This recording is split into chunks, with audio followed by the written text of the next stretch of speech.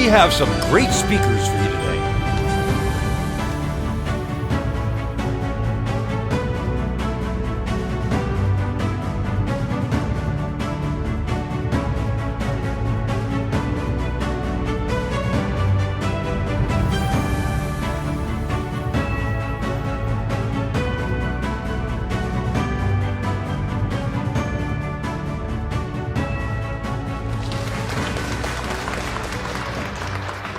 Welcome to day 2 of the California African American Chamber's State of the African American Economy, a 2-day summit.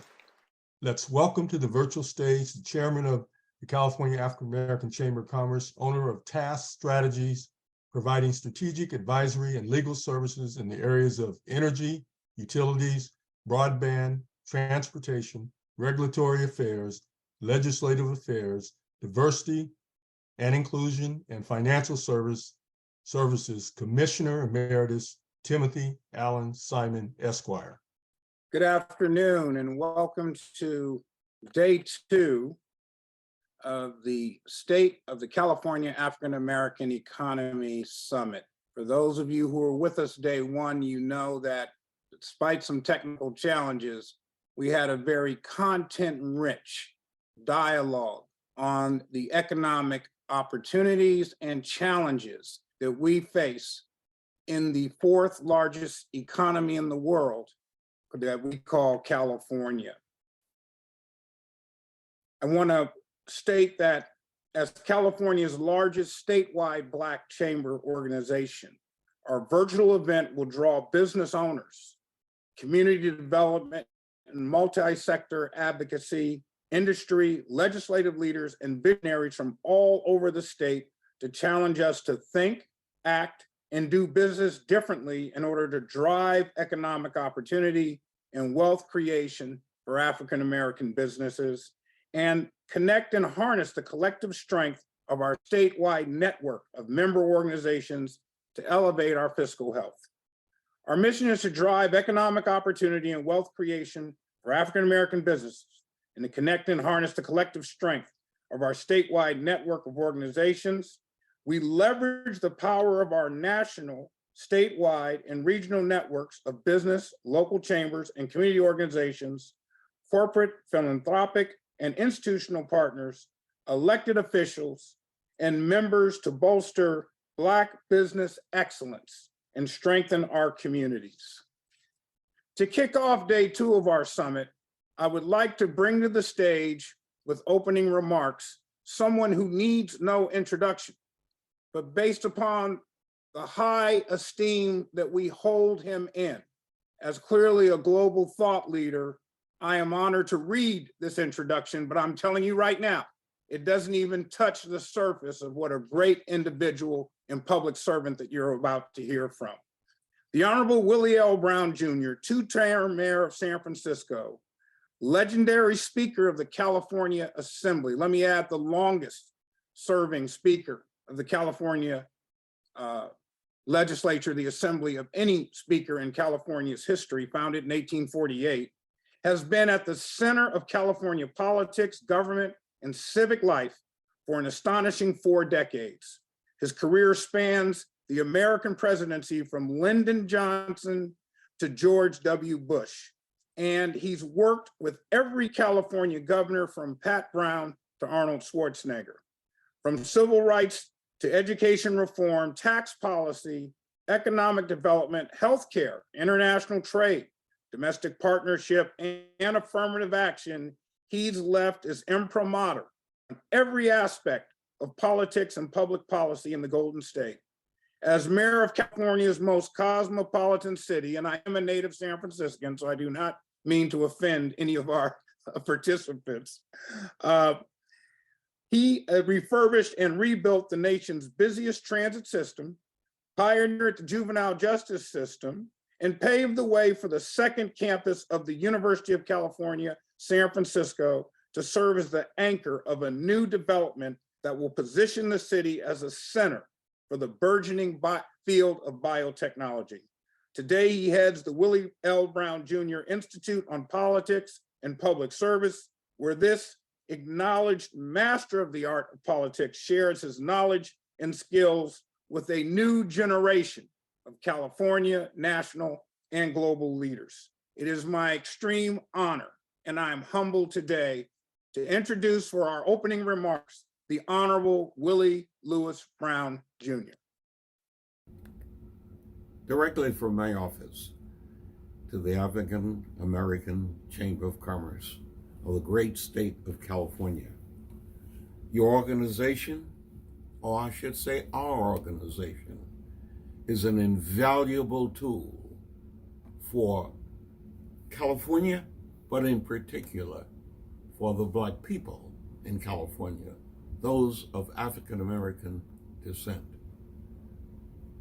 This conference and this summit, which you're doing, is an important one. Gives an opportunity for each of us to exchange our views, but more importantly, to listen. The quality of being able to listen, to act and to react based on other people's experiences, based upon other people's meeting the challenge, represents a unique opportunity for us to really do the job that such an organization should be capable of doing. Let's just hope 1 year from today, we will be equally as enthusiastic and pleased as we are on this date in view of all the things that we've done for this brand new, wonderful organization. I think that deserves a round of applause. Thank you, Mayor Willie Lewis Brown Jr., Speaker Brown, and all the other important titles that follow your amazing and legendary journey. Our first panel today will be on the blueprint of energy transition and the California African American economy. I will serve as your moderator, and I'm very honored to be in this position because we have three of the brightest minds in the industry that I was honored to regulate for 6 years as the California Public Utilities Commissioner. This incredible panel today has years of experience, and we're honored to have them share this experience with you.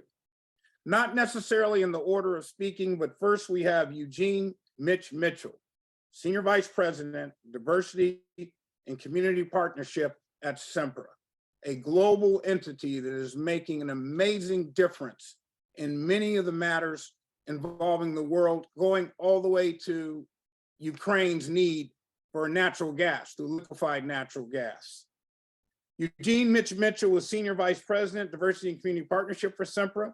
In this role, Mitchell works to create positive and sustainable change and to further the company's high performance culture by leading a collective effort to advance diverse perspective and promote inclusive environments with Sempra, its operating companies, and the communities it serves.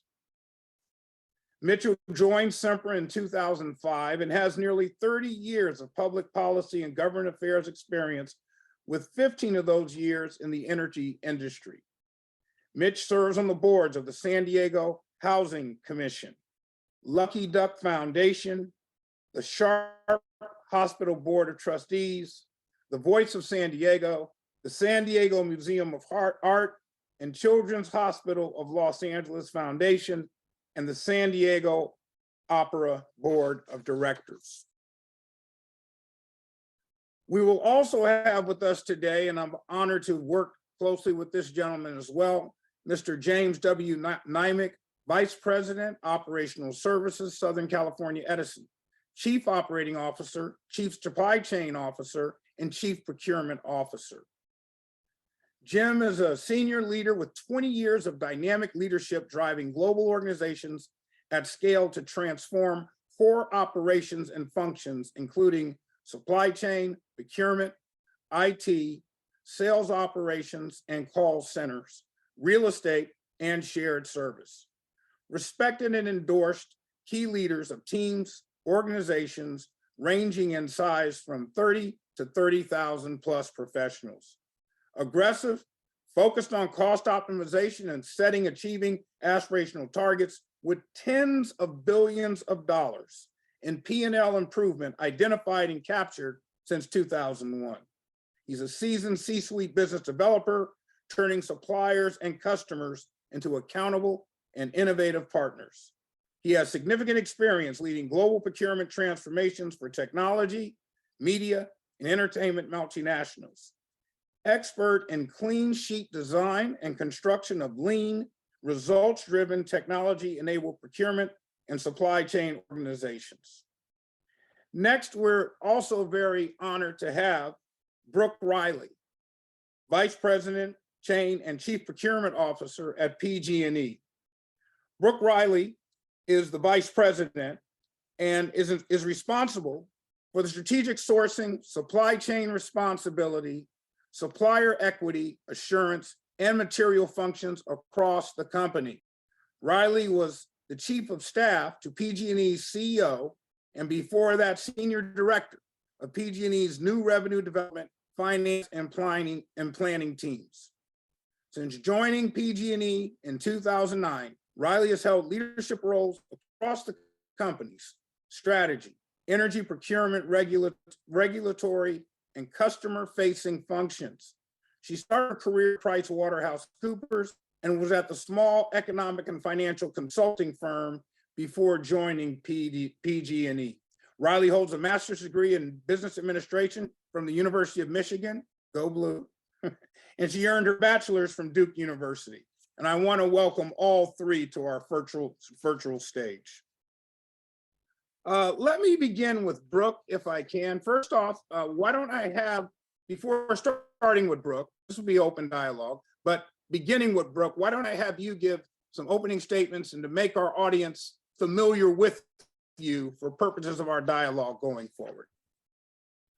Sure. So first, thank you for having me here. I'm really thrilled to be included on this panel, really flattered to be included as well, since I've heard Mitch's and Jim's backgrounds. I have been at PG&E for almost 14 years across a bunch of functions, as you mentioned, and I am thrilled to be here for a lot of reasons, but primarily because I cannot imagine accomplishing what we need to accomplish over the next 10, 15, 20 years without having new perspectives, the nimbleness, the tenacity, the innovation, the community relationships that diverse and small businesses provide. We are on a continual improvement journey at PG&E, and we need different perspectives to get us to the future that we want to be. So thank you for being here. I will say we did almost 40% of our third-party spending with small and diverse businesses last year. That was a record for us, and as our CEO likes to say, best ever and still not satisfied. So we are not satisfied with that. We still want to do more, and I love engaging with our communities. We need your perspectives, we need your voices. We have a whole team of people dedicated to helping with opportunities at PG&E. So again, thank you for having me. Thank you for setting up this forum, and hopefully we'll get some good PG&E connections for our business as we move forward. So thanks a lot, and I'll hand it off to maybe Jim from here. Yes. Hello, good morning and good afternoon. My goodness, the day moves quickly in this post-COVID environment. I'm Jim Neimic. It's a pleasure to talk to everybody today. Brooke and I have actually become teammates over the past many months as we've been not just putting our considerable spend to market as we do each year, but in this particular year, dealing with what is a raft of global supply chain challenges affecting our industry. Issues that we hope that our supply base can help us solve, and then of course, specifically our African-American owned supply base. It's a privilege to be joined also with Mitch. Between Mitch, Brooke, and myself, we are the three large electrical IOUs in California, and there's just multiple billions of dollars of procurement work that we do in place, often into the California economy. We also compete with each other a little bit on the side when it comes to what percentage of our spend we put to market. We're all kind of in this almost 40% mark, which is just impressive when you consider the complexity of what we put to market and how it's changing. It's a different spend base in character than it was 5 years ago, before the IOUs got heavily invested in hardening the state against wildfire. And I think a lot of us are now in the same boat of its changing character once again, as we get ready to catch up to the rest of the world, particularly around technology investments and things that we need to be doing to both green our businesses and to make our businesses as modern as they truly are required to be. So it's a pleasure to be with everybody today, and I can't wait to get into the discussion. Thank you, Jim. And Mitch. Well, I want to say, first of all, I want to echo what my two fellow panelists, Jim and Brooke, said. It is truly an honor and a pleasure to be here today at this amazing event. I think the best part about this event is it's really the focus on opportunity. And there is a quote that says, when opportunity presents itself, don't be afraid to go after it. And what you're going to hear from all of us today is there's a lot of opportunity that lies ahead of people. And I have worked for Sempra for a total of 17 years now, and what's amazing in my new role is I'm traveling throughout the country, and there are a lot of industries and areas that have yet to begin this focus of procurement and diverse business enterprises. I get questions all the time about where do we start and how do we start? And I always say that in California, we started a long time ago. Back in 2006, we were all thinking about the 21% request by the PUC, and we all figured it out and managed to not just exceed it, but exceed it consistently, providing tremendous economic opportunity for small DBEs and tremendous perspective about what else they might be able to provide to other companies and other industries. And so I'm really proud to be here today. I'm excited about the conversation, and I'm excited about the future. And again, remember what I said about opportunity. When it presents itself, don't be afraid to go after it. The future is bright, and it's going to be up to several of the people on this and that are listening to this discussion, several of the businesses that are in and around California, to think about what's coming and how they best prepare for those opportunities. Thank you, Mitch. And just to be the unappointed glossary, when Jim mentions IOUs, that's investor-owned utilities. On utilities, yes. And General Order 156 was an order that came out of the legislature by the Honorable late Win Moore, may she rest in paradise. And it is the roadmap and regulation that guides our investor-owned utilities and their procurement with women, minorities, service-disabled veterans, and the LGBTQ business community. And Mitch, when my children were young, they listened to the CD of Space Jam until I was in a coma. And Coolio, the late Coolio rapper, said in one of the songs, when opportunity knocks, you better let him in, sit him down and make him a friend.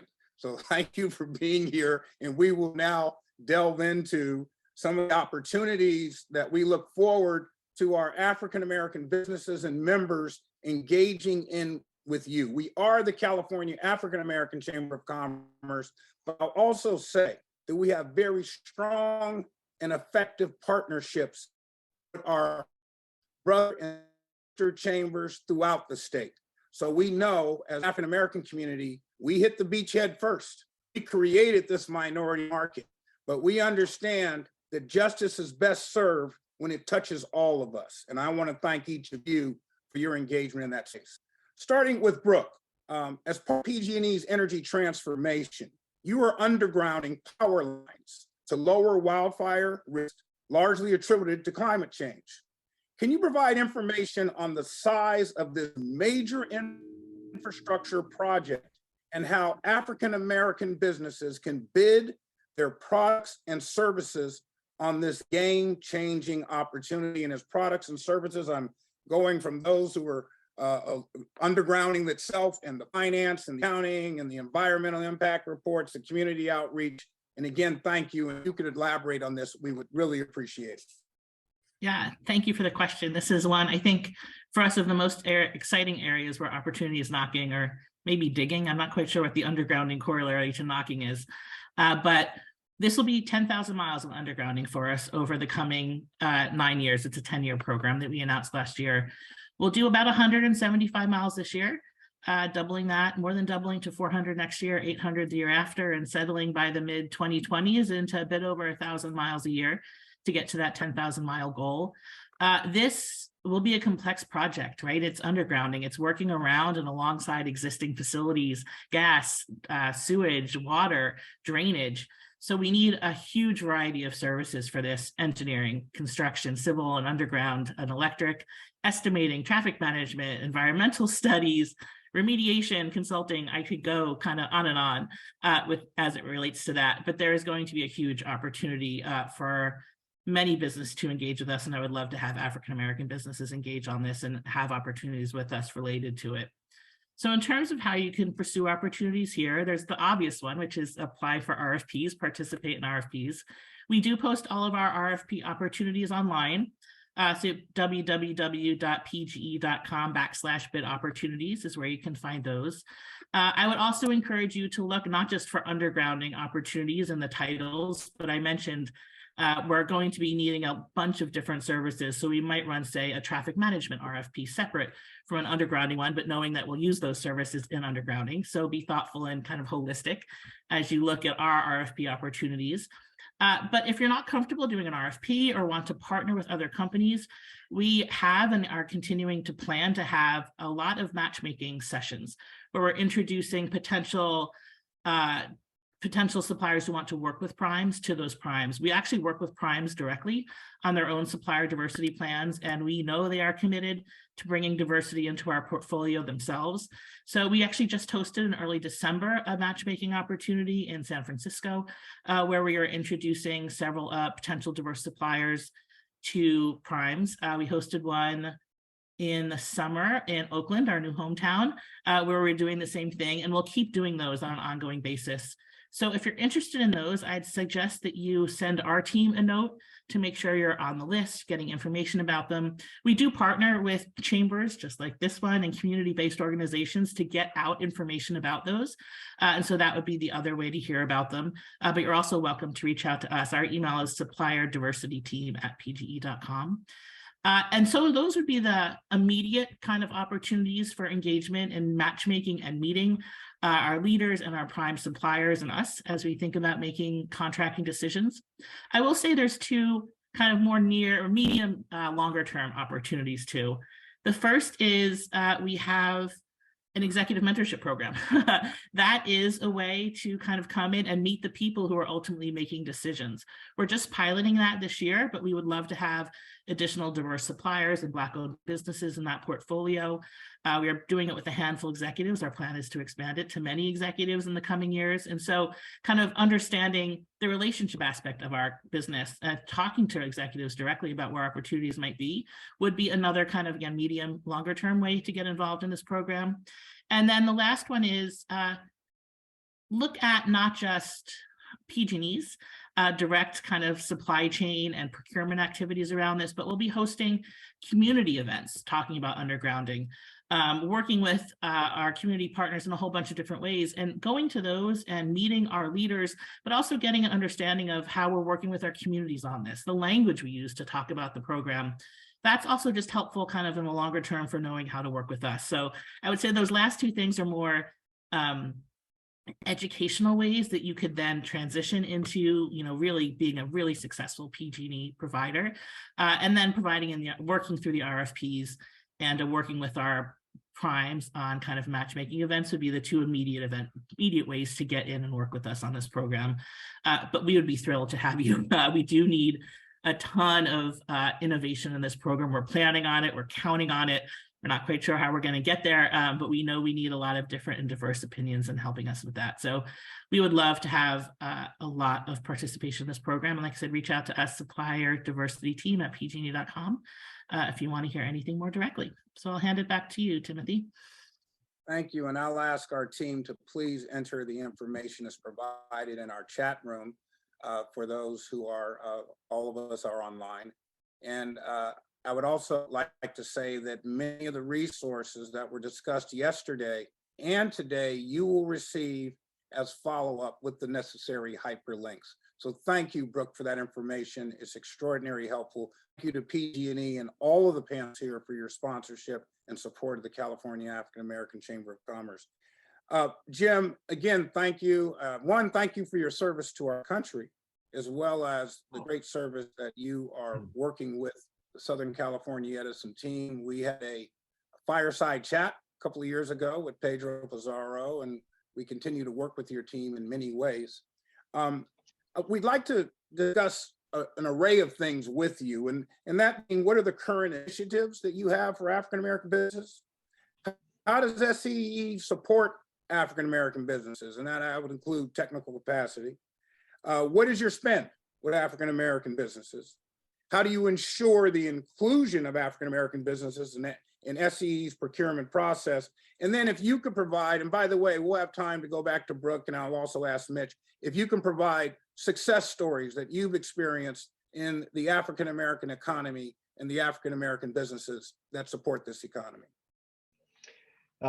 So first of all, Commissioner Simon, thank you for acknowledgement of the service. You know, I served in the U.S. Army during a time period before 9/11 when the "thank you for your service" moniker that, you know, I love delivering and I certainly love hearing wasn't really a thing. So I really actually deeply appreciate that, especially in just 48 hours from now in Philadelphia, Army will beat Navy in our annual football matchup. That's going to happen. You can count on it. Lots of great questions, Commissioner Simon. I really appreciate the chance to talk about not just Southern California Edison's contributions to the African American business, but it really is an industry-wide phenomenon that started here in California and started right as you said with the late Gwen Moore and GO 156 leading the way for the United States in opening up opportunities to all types of companies owned by all types of folks. And frankly, it's just gotten better and better as we've identified additional groups that historically disadvantaged or have difficult paths to market,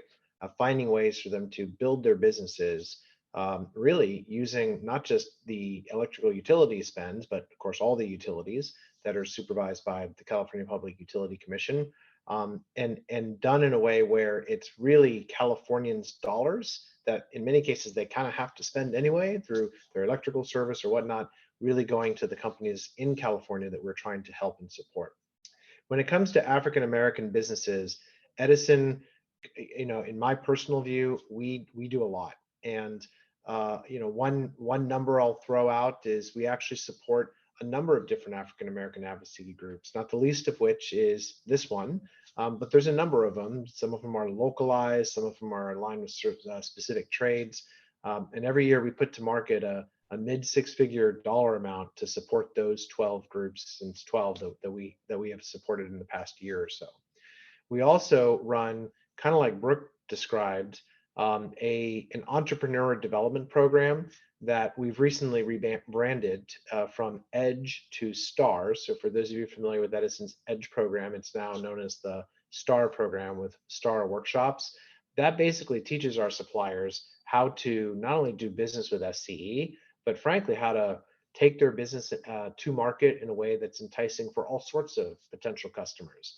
And then lastly, we do that matchmaking between primes and subs, because of course, if you're not necessarily a large company, a great way to do business with Edison or others is to partner with the prime.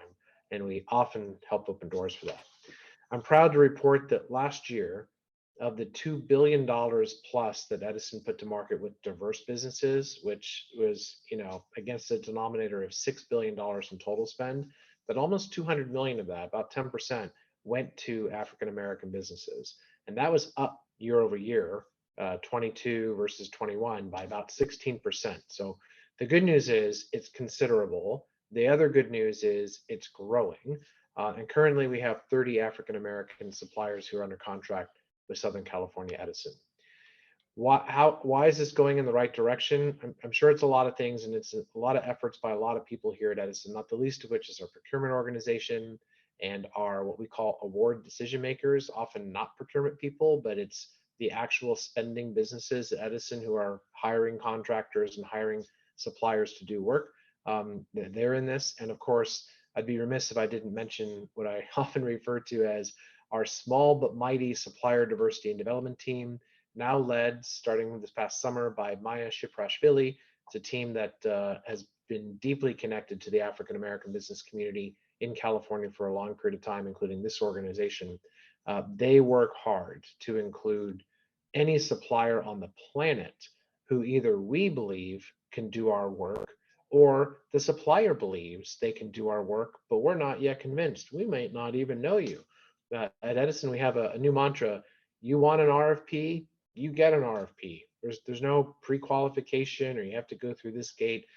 We do try to get everyone registered in our Ariba tool just to make it digital and easy, but that's a 5-question survey just to get uploaded.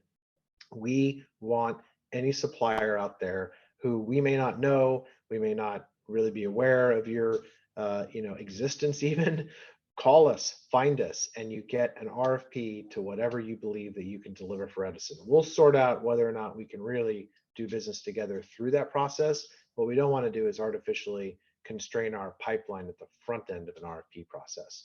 So please find us. How do you find us? Well, you can email me and I'll make sure it gets turned over to Maya and her supplier diversity and development team. Hopefully we'll make sure that this community here in California, members of this chamber will, you'll have Maya on speed dial as well, but I'm happy to be the interface and to take in those requests and those new suppliers or existing suppliers. Perhaps you've got ideas or concerns, be happy to hear those as well. It works. This process works. It's worked at Edison for many years, and we actually have really committed to improving our spend with African-American suppliers over the past 2 to 3 years in particular. And we have success stories. Commissioner Simon asked me to talk about a couple. I'll mention 2. One is a firm named Faith Electric, who just in a year has more than doubled their 8 figures in spend with Edison. And we might actually kind of start getting close to, a 9-figure dollar amount at some point in time. This is a company that has done wonderful work for us for many, many years.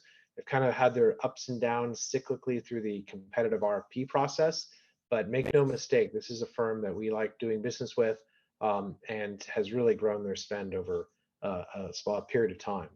The second example I'll give you is a firm called Imperial Electric Service out of, I think, the Central Valley, maybe the Fresno area.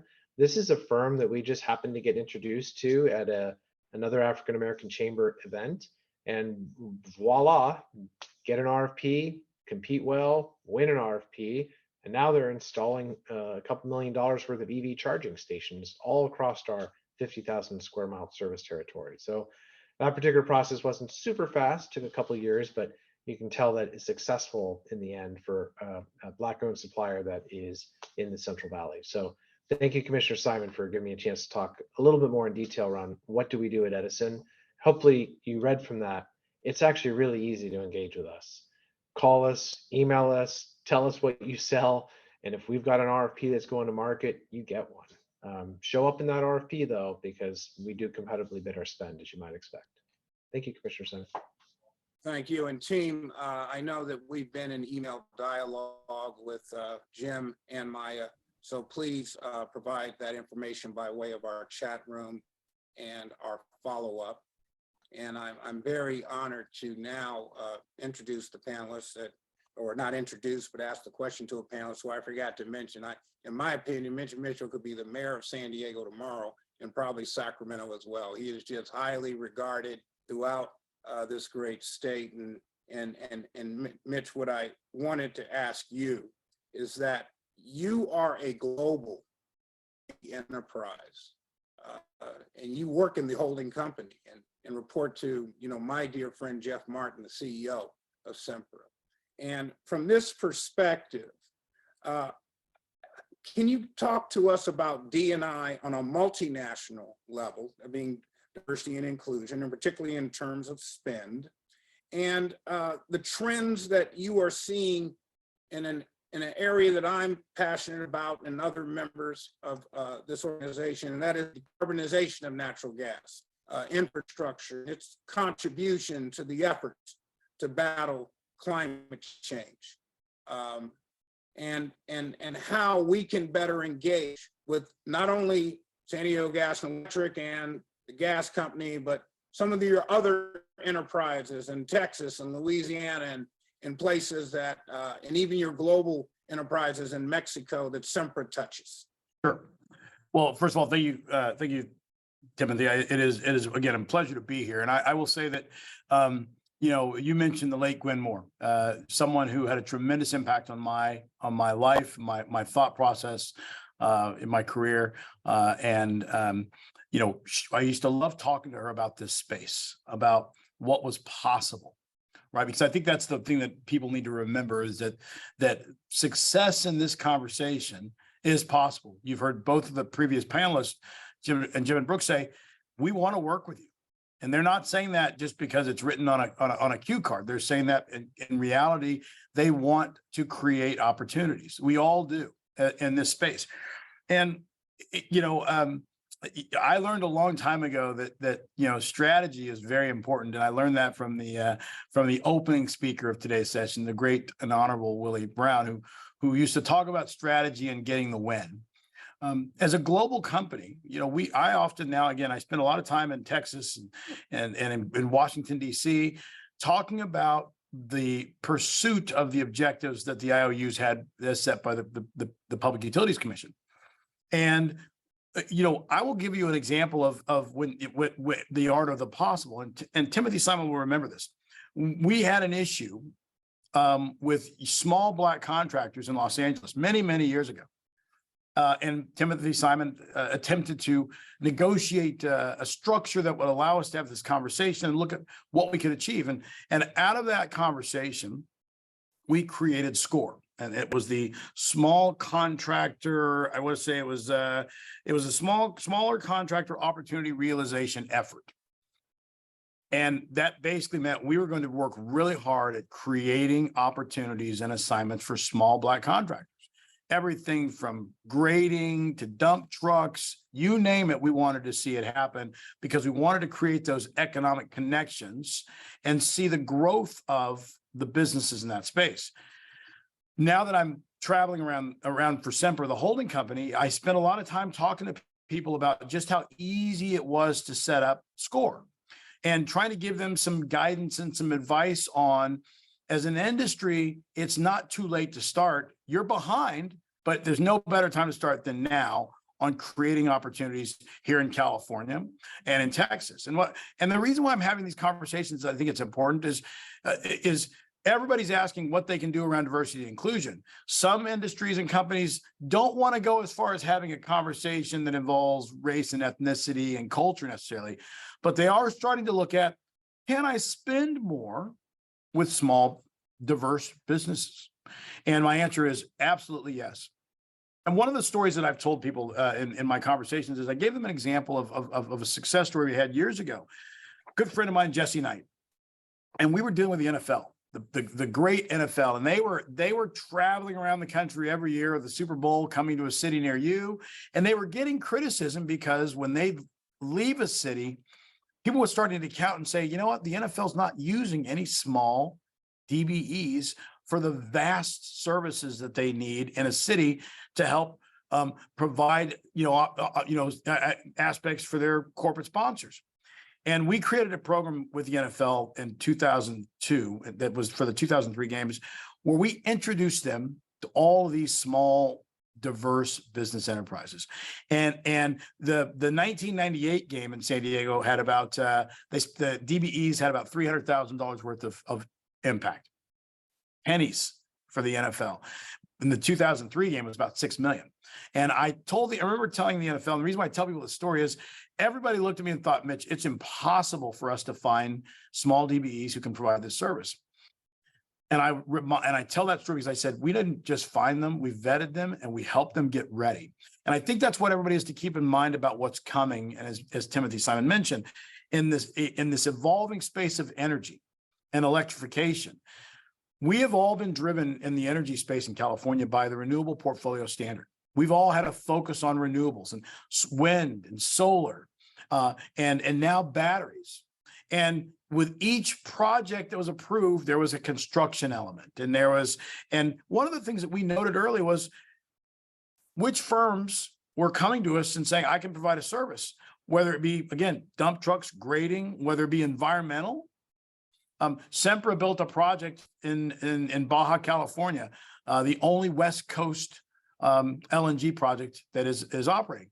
And in that project, we had a tremendous amount of environmental services that we needed because we had to remove underwater plants that were underwater. We had to label them, mark exactly where they were, remove them, and then put them exactly back. And I remember telling everyone that is the greatest example of an opportunity that you'll ever find, is finding companies, training them in this process, because ultimately we're going to see more of this underwater need. And I mention that because there's a lot of conversation right now for the 3 IOUs and in California about offshore wind. And when you start to about offshore wind, you're going to need companies that can handle the environmental elements, not just the construction and the steel and the turbines and the underwater cables, but environmental elements. Hydrogen is now a big discussion as it relates to electrification in the portfolio. And so when you think about how we're going to electrify California in a major way, there are going to be great opportunities around hydrogen because, again, big construction projects. I'm really proud of Southern California Gas Company because we're talking about a project that will, when once completed and built, will change the basin in Los Angeles forever. We can eliminate diesel, right? And it's something that we're excited about because working hand in hand with Edison and LADWP to really clean up the basin and improve health impacts is something that's important. But for every aspect of that And project, you're there will be referring, you're referring to the Angeles Link, correct? The Angeles Link project, yes. For every element of that project, there will be opportunities for small DBEs. And one of the things that I think my colleagues would agree with, we have to do a better job in working with this organization to create an understanding of two things. One, here are all the opportunities, if you haven't been focused on this and paying attention, that you've missed. And here's the categories that you've missed. Now that you've absorbed that and you're like, wow, I didn't know any of this, here are all the things that are coming that you can still grab onto and participate with. Here's what you've missed, but there's more coming. And in a perfect world, we create this focus. I refer to this focus as the PPP of construction. It's the portfolio. I refer to it as the portfolio of participants for primes, right? So as we all look for primes to do these big projects around hydrogen, these large projects that are coming around, for instance, renewable natural gas, these large projects that are going to be tied to this focus on electrification, there are going to be a number of opportunities, and we have to do a great job of making sure people are aware of what they are and helping them get prepared and ready, because as Jim and Brooke would acknowledge, we all have great success stories where a small contractor started with us a decade ago, and now that small contractor is a mid-sized contractor doing business not just for us but for others, and that's a success. And as Sempra here at Sempra, we know this is important, and we are in the process of constructing and building in Texas. We have 13 million customers that are electric customers in Texas, and enhancing the grid and tying in new things such as, battery storage. And then down in Port Arthur, we're looking at an LNG facility, large construction project. So we're having this conversation because, again, this is about, you may have missed this first tranche, but there's a lot more coming that's tied to electrification, tied in our example, tied to the energy security of Europe. But most importantly, it can be tied to you, each of the DBEs, because there's opportunity for you to gain economic strength, experience, and create a long-term pathway of success within the energy space with the three of us. Thank you, Mitch. And, I try to stay agnostic on the global energy issues because I believe in Barack Obama's all of the above. All of the above. Solution to climate change. But I remind our audience, the war in Ukraine is not being fought over solar panels or battery storage. It's a war on natural gas.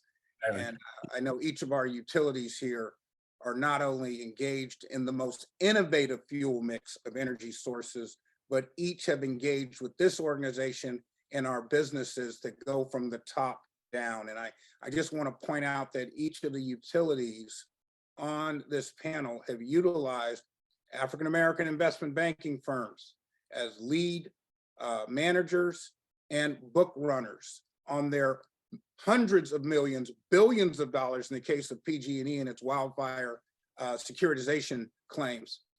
So I know that from top down and down up, you are very active, and we indeed appreciate it. Jim, one of our board members, Pat Watts, is an alumni of Edison, and I know that if I didn't send her regards, there would be a coup attempt to overthrow me. Bernard Johnson, another one of our board members, is a Sempra alumni. Joe Chow, actually, we had a session with Joe Chow, who heads up the procurement, diverse procurement for SoCalGas. Jeff Walker sits on the board of the American Association of Blacks in Energy along with me. And in terms of PG&E, I sit in your community advisory group and I see firsthand how Carla Peterman and Stephanie Isaacson and of course, Brooke are taking the steps to engage. But we have to do more to make sure that that engagement is effective for our community. And that leads to a sort of group question. I know we're limited on time, and anybody who has questions, if you want to place them in the Q&A or the chat, the team here will direct me. But we are the African American Chamber of Commerce, and we focus on the African American businesses. We also understand that GO 156 addresses a broad spectrum of diverse participants, and we are proud of our partnerships with other minorities, women, veterans, and LGBTQ organizations.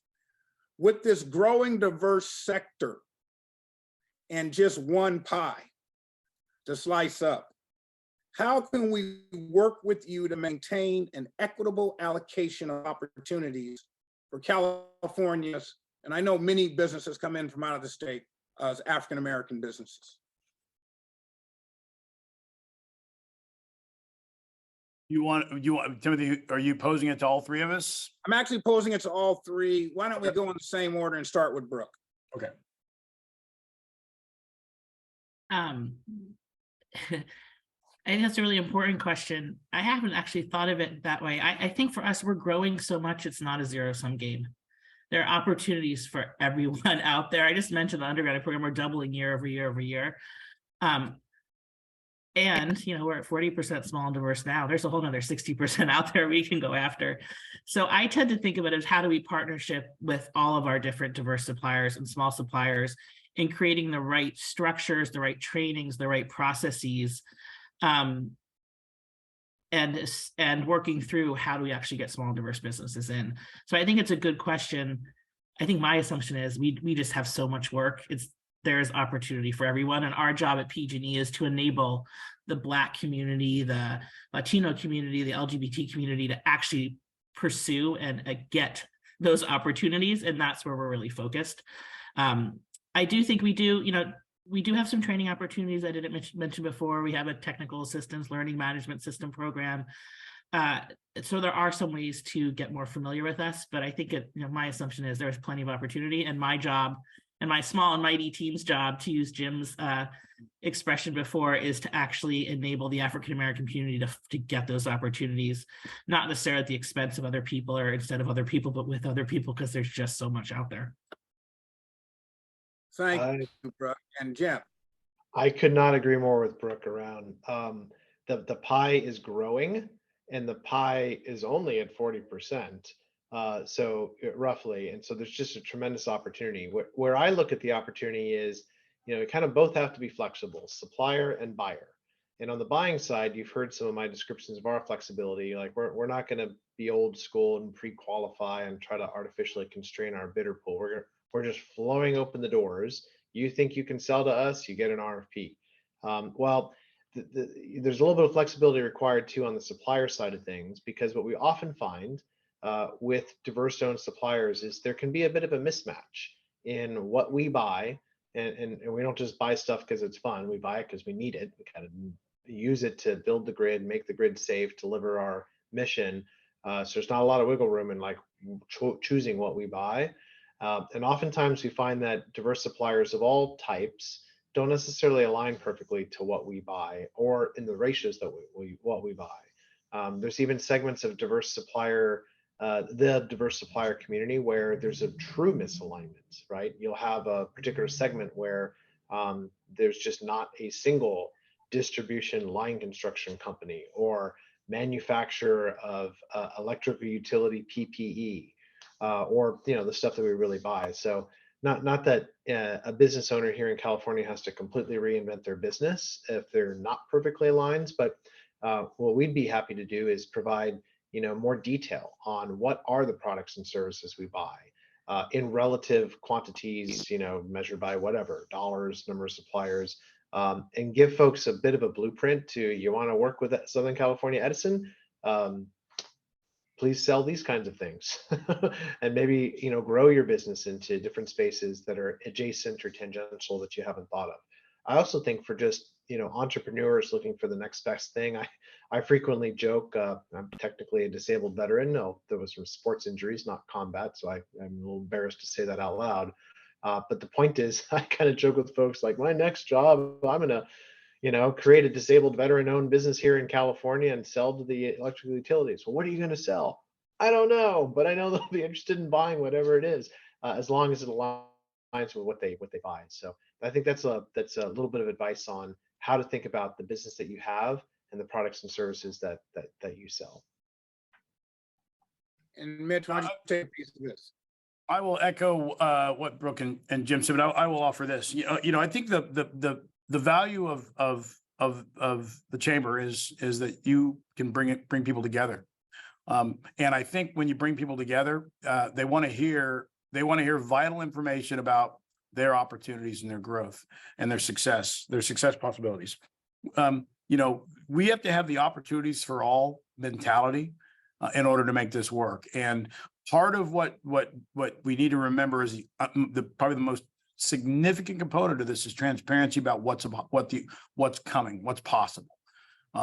And I don't think if you poll, most people are going to know exactly. And I think Jim mentioned this, hinted at this.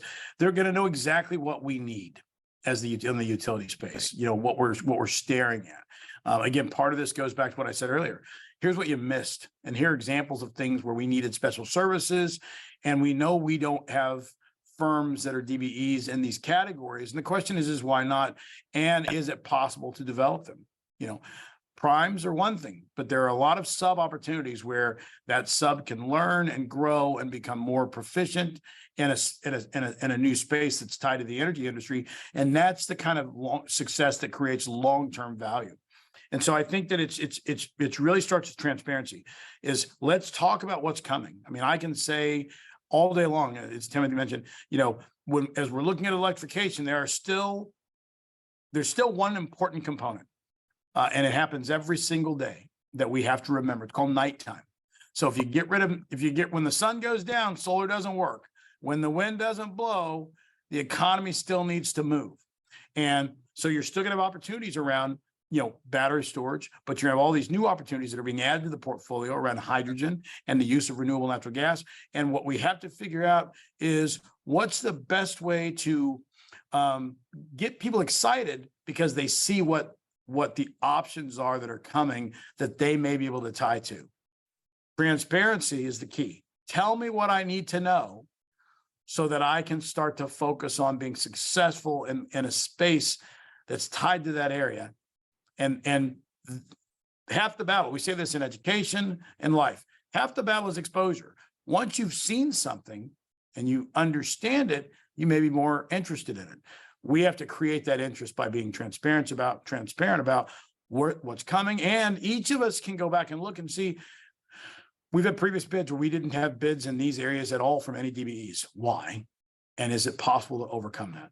Right. And we can all do that. So that is my added comments to what Brooke and Jim already said. Thank you so much, Mitch. And as I wind down here, we do have a question from Lori Dowling from the National Utility Diversity Council. Jim, I believe you sit on that board, and I'm very proud to be a co-founder. Lori, this is the question. This is such important information. I especially love to hear about making us aware of what we may be missing. Do you also suggest that we look at rate cases and annual reports for ideas of what utilities expect to undertake? Well, as a former regulator, I'll answer yes. There was the famous quote, why do you rob banks? Because of the money. Maybe this isn't the best analogy. Lori's brought up a very good point. Understanding the rate process, because that's how utilities recover funds for their projects. So, and I've been an expert witness in a number of rate cases. And I think, again, and NUDC is such a national player in this space. I've referred to it as the JD Russell or the good housekeeping seal of supplier and workforce diversity. But would any of you like to respond to that without violating your ex parte communications involving rate cases? I'm happy Oh, sorry. I'm happy to Please, take Brooke. that since I've been the lucky going first person the last couple of times. I agree. I think actually those are great resources for you to learn about our business. I do. I want to reinforce our supplier diversity team. We want to help you. And I think all of us have teams that want to provide that help. You're going to read through those. You're going to see a lot of the acronym game. Commissioner Simon mentioned before he had to define one of those that we used. You're going to see a lot of terms that you might not know. Reach out to us. I think we're equally interested in providing that information to you as having you have to get it on your own. And I was really, when Mitch was talking about providing transparency and what's coming up, our teams exist to do that. And I would love to establish those relationships, help us push information out. We are here to do some of the legwork for you. So I love that you want to do the legwork yourself. That will make you even more successful. But don't forget that we're here to do some of that legwork and support you along the way. And we really want to. We want to establish relationships. We want to meet Black-owned businesses. We want to work with the African chambers, and our teams are here to help that. So I'll just add on to yes, it's a yes and answer to what Commissioner Simon said. Thank you. And thank you, Lori. Mitch or Jim, would you like to make any reference to this? Oh, just Well, a ditto. I think it's a ditto across the board. And thank you, Lori. Let me just say, when I served on the California Public Utilities Commission, we actually developed a rate case training course. That's Southern California Edison and co-sponsored. And we held classes not only in California, but also in Chicago and so on. So as a takeaway, and I know that Jeff Walker serves with me on the EA board, why don't we look at partnering with California American Association Blacks Energy, which is headed by Lynetta Green, an Edison employee, about opening the doors to more information on how general rate cases and recovery take place. Let me just first say thank you. And, you know, we didn't even get to the Inflation Reduction Act and the Infrastructure and Jobs Act, but I also want to say to our audience that much of these resources, as they come from the federal government, particularly in the area of energy and infrastructure, will funnel through the utilities. So we possibly will look at future dialogue on how to best capture those tax dollars that are being made available. Globally, $131 trillion to reduce by 1.5 billion. This is an economic opportunity that only comes around in a generation. And I want to thank these three organizations and the great work that you're doing with us. Each of you are our sponsors. Each of you have members on our, and we know that our partnership will go further. I would ask that you let us know when there are things that we could do better, and we will certainly let you know when we see areas where we can achieve better practices. So with that stated, thank you so much, not only for your ideas today, but the resources that you're committing to this segment of our economy.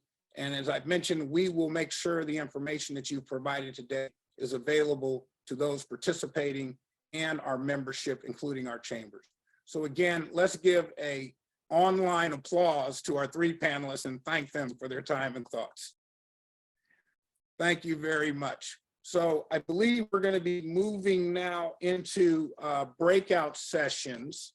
Let me just recap. In fact, Faith Electric, who Jim mentioned, was actually, Elijah Adams was in one of our breakout sessions yesterday and has worked closely with our chamber.